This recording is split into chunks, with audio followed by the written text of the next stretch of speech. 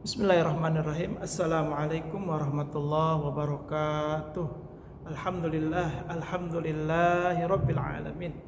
Wassalatu wassalamu ala Rasulillah wa ala alihi wa sahbihi wa man wala amma ba'du. Alhamdulillah, hari ini kita bertemu lagi dalam media YouTube maupun Facebook ya. Mudah-mudahan video ini bisa bermanfaat. Mudah-mudahan video ini bisa menambah wawasan kita. Nah, pada kesempatan hari ini kita akan membahas nasihat yang disampaikan oleh Abdullah bin Mubarak. Ini nasihat ada dalam kitab Nasaihul Ibad karangan Imam An-Nawawi Al-Bantani. Saya akan sampaikan sedikit demi sedikit, mudah-mudahan nanti bisa kita simpulkan bersama-sama. Wal maqalatu ats-tsalisatu wal 'ishrun. Dan adapun maqalah yang ke-23. An Abdullah bin Mubarak, dari Abdullah bin Mubarak radhiyallahu an, semoga Allah meridhoinya, annahu qol, bahwasanya beliau pernah berkata, inna rajulan hakiman, sesungguhnya ada seorang laki-laki yang ahli hikmah. Apa ahli hikmah di sini? Nah, kemudian Imam An-Nawawi menjelaskan, wa huwa man ya'riful umur. Ahli hikmah adalah orang-orang yang mengetahui berbagai perkara ya. Jadi dengan kemampuan yang Allah karuniakan kepada ahli hikmah, sehingga dia dapat mengetahui perkara-perkara yang orang lain tidak ketahui perkara tersebut. Apa yang dilakukan oleh ahli hikmah ini? Jama'a ahadits fakhtara minha, ay al-ahadits al-majmu'ah. Ahli hikmah ini mengumpulkan hadis-hadis dan kemudian hadis-hadis itu dikumpulkan ya. Jadi dia mengumpulkan hadis demi hadis, 1, 2, 3, 4 terus sampai ke berapa hadis yang dikumpulkan oleh ahli hikmah ini? Arba'ina alfan, yakni sampai 40.000 hadis ya. 40.000 hadis ya, min ahadits muntaqa ya, hadis-hadis yang terpilih. Nah, kemudian summa ikhtara minha, kemudian dia memilih lagi. Summa ikhtara minha arba'ata alafin, dari 40.000 hadis itu dia sortir lagi, dia pilih-pilih lagi, kemudian terkumpullah 4.000 hadis ya. 4.000 hadis. Summa ikhtara minha, kemudian dari 4.000 hadis itu dia pilih-pilih lagi, dia sortir lagi ya, menjadi arba'ami'atin, menjadi 400 ya. Dari 4.000 jadi 400 setelah dia sortir, setelah dia pilih-pilih lagi. Nah, summa ikhtara minha, kemudian dia milih lagi, dia cross check lagi, dia simpulkan lagi, menjadi arba'ina hadisan, menjadi 40 hadisan mujallaan, yakni 40 hadis yang mulia. Summa ikhtara minha, kemudian dia memilih lagi dari 40 hadis itu. Apa? Arba'a kalimatin, yakni 4 kalimat. Bayangin, dari 40.000 hadis, kemudian dirangkum lagi menjadi 4.000 ya. Dari 40 menjadi 4.000. Dari 4.000 dirangkum lagi jadi 400. Dari 400 dirangkum lagi jadi 40. Dari arba'un, dari 40 dirangkum menjadi arba'a kalimat, menjadi 4 kalimat. Ai arba'a jumalin minal ahadis mustakhlasah ya. Jadi 4 kalimat tadi merupakan rangkuman-rangkuman yang disortir, yang dipilah, yang dipilih dari arba'ina alfan, dari 40.000 hadis tadi. Ihdahunna ya, salah satunya dari 4 kalimat itu la la tasifaq la tasiqanna bi imra'atin la tasiqanna bi imra'atin. Ya, salah satu dari 4 kalimat itu adalah janganlah kamu percaya pada seorang wanita. Apa maksudnya di sini? Jangan kamu percaya dengan orang wanita.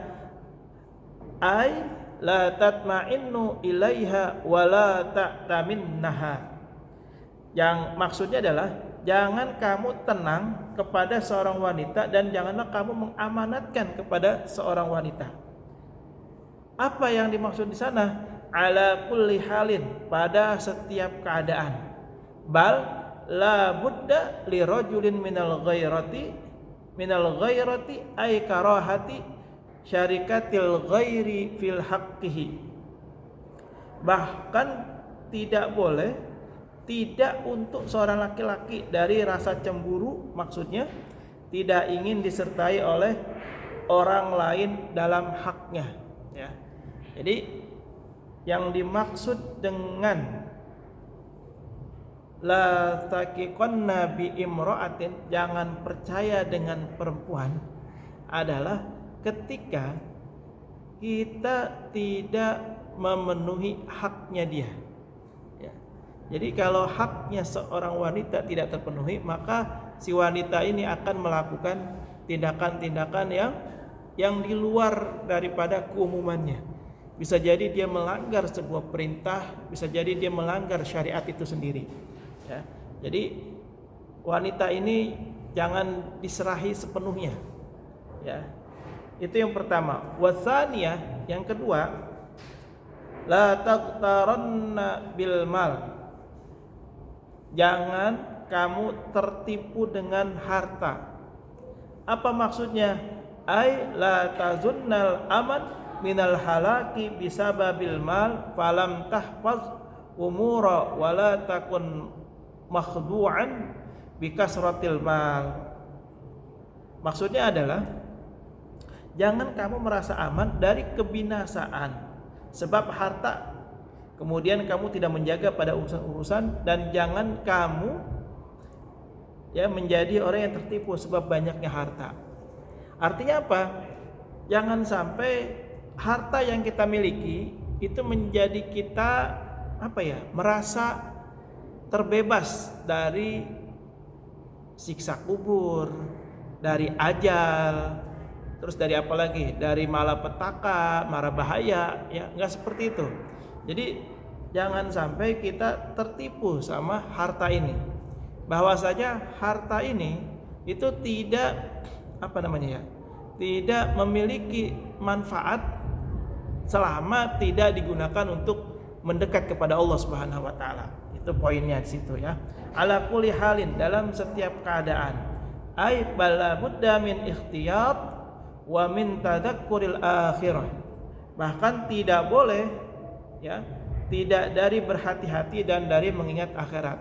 Jadi bagaimana dengan harta ini kita selalu mengorientasikan, ya, si harta ini kepada akhirat kita, supaya menambah bekal kita menghadap Allah, supaya menambah ibadah kita, supaya menambah kebaikan kita. Nah, dengan harta itulah, ya, kita bisa menambah kualitas ibadah kita, menambah jariah kita. Nah, itu orang-orang yang tidak tertipu dengan hartanya. Nah, orang yang tertipu dengan hartanya adalah orang yang dengan hartanya dia semakin jauh dari Allah Subhanahu wa taala. Wasalitsah, kalimat yang ketiga dari 40.000 hadis yang tadi, la tuhammil ma'idatak ma la tutiquh. Qala sallallahu alaihi wasallam aslul kulli da'in barodah.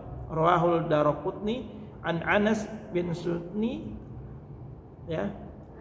Dan yang ketiga adalah janganlah kamu membebani perutmu, ya, dengan makanan tidak mampu menanggungnya. Artinya apa? Di sini nasihat bagi kita, ketika kita makan itu jangan sampai kekenyangan. Itu intinya di situ. Terus kalau mau lebih dalam lagi, janganlah kamu makan sesuatu yang masuk ke dalam mulut kamu itu dengan barang yang haram. Sampai kenyang saja dengan barang yang halal itu tidak dibenarkan.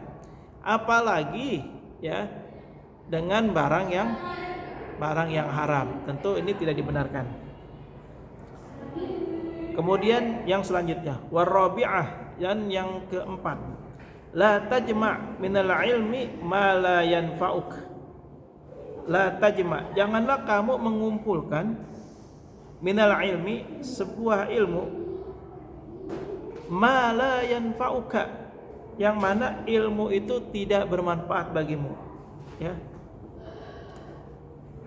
Di sini dikatakan oleh Imam Syafi'i radhiyallahu an, sebagian dari tipu daya setan adalah meninggalkan amal karena takut berkata pada manusia, sungguh orang itu benar-benar riya.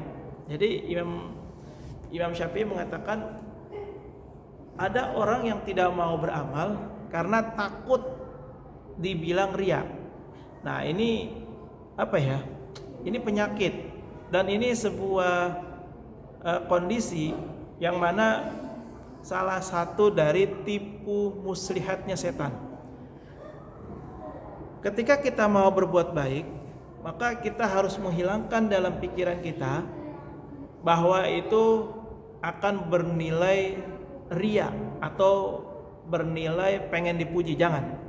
Selama itu kebaikan, selama itu ketaatan kepada Allah Subhanahu wa taala, tetap terus kita lanjutkan, terus kita lakukan. Jangan berpikir nanti orang akan menilai riya, nanti orang akan berkata A, berkata B. Enggak usah. Jangan dihiraukan. Kalau kita ingin berbuat baik, lakukan saja. Apapun itu, selama itu baik, selama itu ketaatan kepada Allah, lakukan. Ya, jangan hiraukan orang-orang yang berkata tidak baik. Ya. Allahu a'lam bishawab. Mudah-mudahan bermanfaat. Hadanallahu wa iyyakum ajmain. Assalamualaikum warahmatullahi wabarakatuh.